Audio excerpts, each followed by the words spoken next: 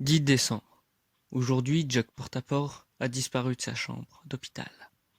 Cependant, beaucoup de monde, voire la plupart et tout le monde, voire tous, sont d'accord pour dire que il ne s'est pas enfui. Effectivement, tous les trucs qui étaient accrochés à lui ont été retirés également. Pour quand même permettre qu'il reste en vie, j'imagine. Même son lit avait disparu. Et pour une personne qui voudrait s'échapper d'un hôpital, ce serait pas le plus adéquat. C'est ainsi que les gens ont du coup supposé que c'est le jeune homme qui a cherché à prendre son idole. Et ça inquiète beaucoup sur le sort que pourrait avoir Jack Portaport. Les gens se disent, qu'est-ce qu'il peut faire aux gens qu'il aime? Et justement, du côté de Jack Portaport, et du coup du jeune homme, il disait, vous allez vous réveiller, maître? Et on ne sait par quelle magie. Oui, vraiment, on ne sait pas, hein, c'est arrivé. Mais on ne sait vraiment pas pourquoi. Jack Portaport s'est réveillé. Quelques jours après avoir eu une attaque et tout, il est changé de place dans un endroit bien plus pitoyable, etc. Mais t'inquiète, il est maintenant en vie. Bon, plus en vie que entre la vie et la mort. Et justement, l'endroit où sont nos deux jeunes personnes, enfin jeunes, vous l'avez compris, hein, c'était effectivement dans le village. Mais c'était pas du tout là où tout le monde y penserait en, en amont. Parce que c'était dans les décombres en feu de la première maison qui a brûlé. Personne n'aurait pensé aller dans les maisons brûlées parce qu'elles sont brûlées justement et que rien ne peut y être fait. Mais apparemment si, ça a revivé la flamme de vie de Jack Portaport. Et cela va même étonner et faire plaisir au jeune homme de savoir que son idole est de retour.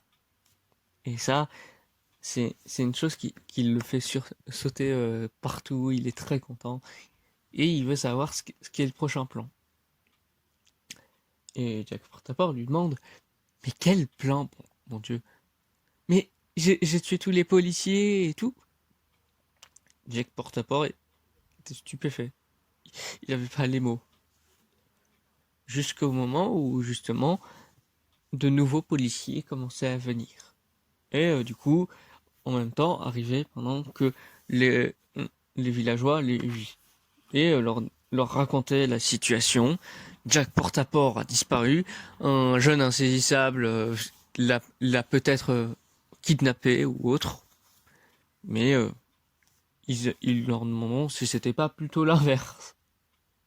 Mais non, ils retorquaient que ce qu'il leur disait était vraiment ce qui arrivait. Mais bon, du coup, ce qu'ils faisaient, c'est expliquer que c'était bien le cas. Un jeune pyromane a mis le feu aux maisons. Et c'est là où, du coup, ils ont proposé, alors pourquoi vous n'avez pas regardé les maisons en feu? Tout le monde se regardait, tout le monde se disait, mais c'est en feu, justement. C'est hyper dangereux. Et les policiers leur font comprendre, oui, quand le feu est actuel, quand il peut avoir quelques jours, ça devient inoffensif. On peut rien trop faire là-bas, mais c'est possible. Et ce qu'on dit un peu de loin, le jeune homme. Et du coup, dit à Jack Portaport, venez, on va partir. Mais Jack Portaport ne comprenait pas. Hein, quoi? Venez, venez. Mais, mais Jack voulait voir tout ce village pour leur faire comprendre que il comprenait rien, lui. Mais c'est alors que il regarda le jeune homme. Le jeune homme le regarda et lui dit, désolé, je dois vous emmener avec moi. Et il lui dit, comment ça, désolé? Pour ce que je vais faire. Qu'est-ce que tu veux faire encore? Et c'est après alors que toutes les recherches ont été faites par les policiers dans toutes les autres maisons des ex-policiers, c'est là où en s'étant regardé pendant quelques minutes pour essayer de comprendre ce qui se passait.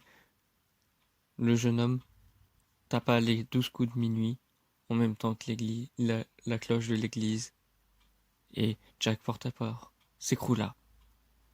Et du coup, le jeune homme le prit avec lui pour partir en se